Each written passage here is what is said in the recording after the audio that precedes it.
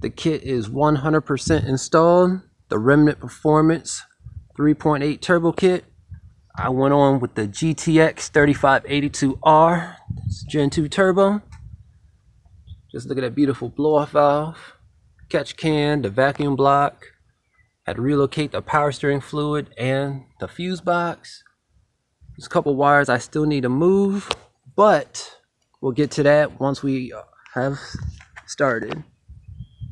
Car is full of fluids, as you can tell from that oil stain, but there's no more new leaks.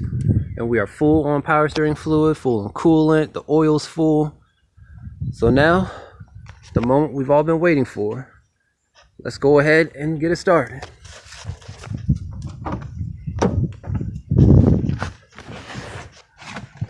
All right, moment of truth.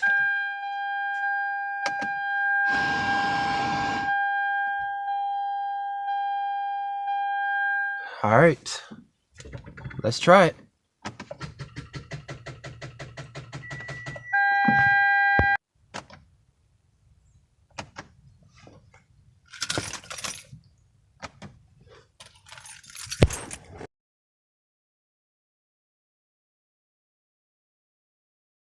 And we're back. Okay, so the issue with the battery was fixed. The old one just completely went out on us, decided to go to sleep. Fixed the power steering lines, tightened the oil fitting to the oil feed line, and with the sandwich plate, the little nut that's inside of it was still hand loose. So we fixed the leaks that we saw off the first attempt. Here we go again with the second attempt.